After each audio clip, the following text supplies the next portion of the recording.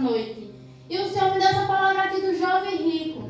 Eu quero que você preste atenção sobre esse jovem rico aqui, porque ele não era qualquer um jovem.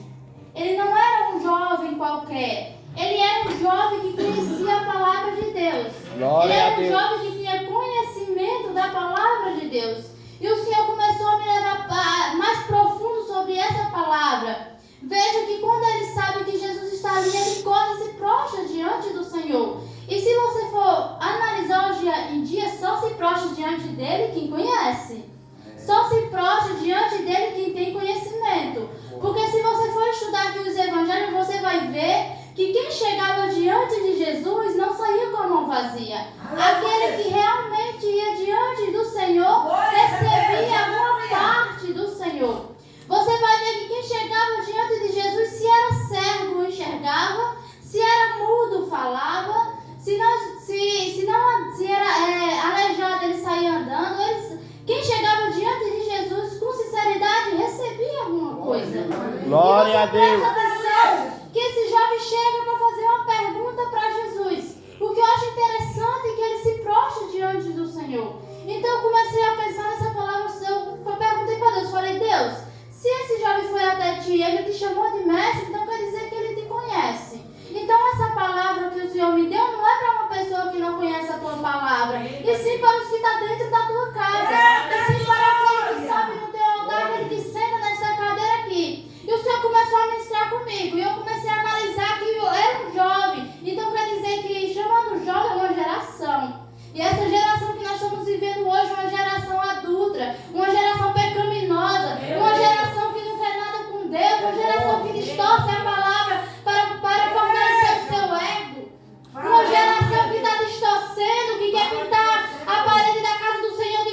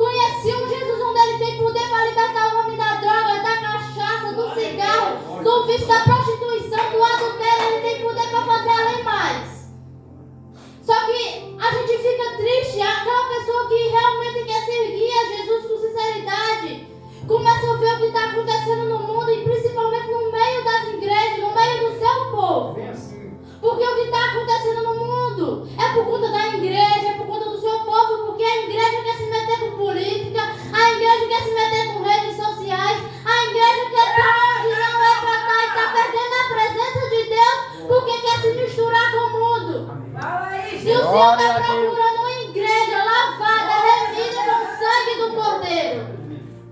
Ele não morreu naquela cruz para eu e você ficar só bonitinho de saia longa, não. Ele morreu naquela cruz porque ele quer uma vida santa, separada. Aleluia. E a geração que nós estamos vivendo hoje em dia é uma geração que não quer nada com ele. Uma geração que não quer nada, que despreza a palavra.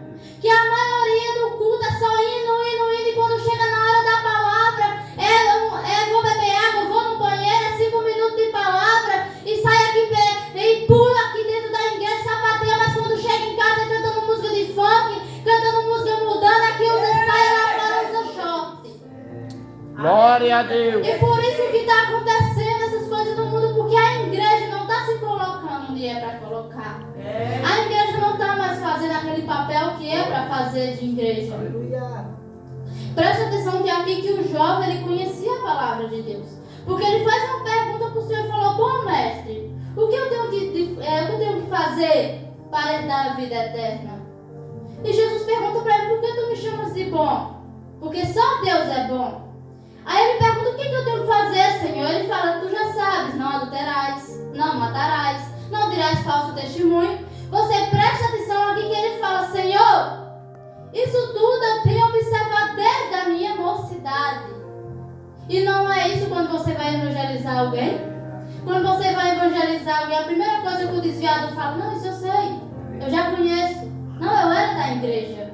Foi o que o jovem falou para Jesus: não, eu sei, eu conheço isso aí, eu conheço desde a minha mocidade. Você pode ver que está difícil ganhar uma alma para Jesus.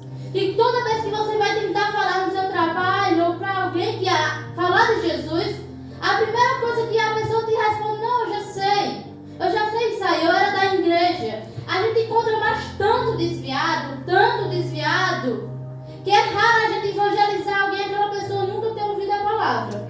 Glória a Deus. E as pessoas estão com comichões nos ouvidos, não querem mais saber da palavra. Se chama para o culto, vai ter revelação. Quem é que vai vir pregar? Um pregador grande?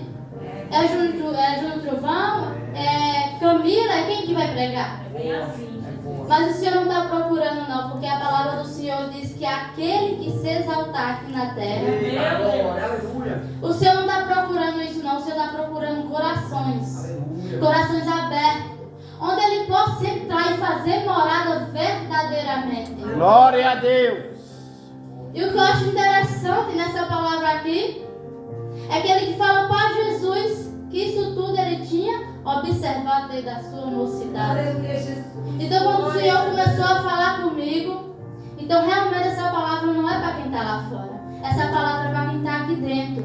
Essa palavra é quem está ouvindo de casa, do vizinho, da direita, da esquerda. Essa palavra é para mim e também para você. Porque quando eu me coloco aqui para falar, eu também escuto o que o Senhor quer falar. Porque a gente medita em casa, a gente estuda em casa, mas quem dá e quem faz é Ele. E o que eu acho bem interessante é que Jesus fala para ele que ele já conhece. Pois irmão, vou ser bem sincero, a gente está difícil cuidar de grupo de jovens hoje em dia. Eu e meu esposo era líder de jovens na outra igreja que nós congregávamos. E lá nós conhecemos assim um grupo de meninas, onde elas vieram crente de berço. E elas exaltavam tanto a Assembleia Mãe, tanto a Assembleia Mãe, que eles esqueciam de Jesus. Quando a gente ia falar da palavra, ela falava: não, mas eu sou da Assembleia Mãe. Mas eu não vejo falando de mãe aqui na Bíblia. Eu vejo falando do Pai, que é Jesus. Glória a Deus. Pense, missionária, como foi difícil essa época de cuidar dos jovens. Porque elas eram crentes de berço, mas não conheciam o livro de Gálatas. Queria estar louvando e queria estar fornicando fora da igreja. Queria estar louvando, mas queria estar dançando lá fora. E não é assim que Jesus quer. Jesus não quer uma igreja embaraçada, misturada com o mundo, não. Jesus quer uma igreja separada, uma igreja lavada e remida por sangue dele. Glória a Deus. Mas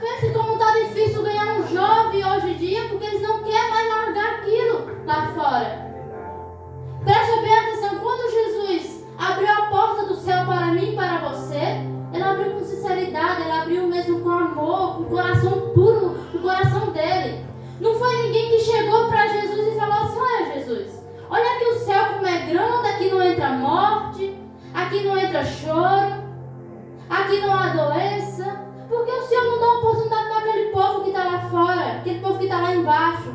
Não foi ninguém que chegou até ele, foi ele que se disponibilizou a dar vida para mim e para você. Glória a Foi ele que Deus. decidiu abrir a porta para mim e para você. Entenda uma coisa. Entenda, coloque no seu coração, que quando você colocar isso no seu coração, não vai ter mais espaço para o mundo. Eu e você com Jesus, nós estamos no lucro. E ele continua sendo Deus, continua sendo o leão da tribo de Judá, continua sendo o rei dos reis, continua sentado na cadeira, continua no céu. Mas eu e você sem Jesus, nós não somos nada. Eu e você sem Jesus, e tem um lugar que nos espera. Se eu e você não estiver com ele, é o abismo, é o inferno. Aonde ele não quer, de jeito nenhum, que eu e você vá para aquele lugar. Ele não quer que eu e você vá para aquele lugar. Então nós com Jesus estamos mais ganhos, somos mais que vencedores com ele. É a única coisa que ele quer, que você aqui na terra se santifique. Porque até a igreja agora está pegando assim, a pessoa passa a vida toda pecando. Morreu, a própria igreja fala que Deus tomou para si, que o Senhor coloque em um bom lugar, mas se a pessoa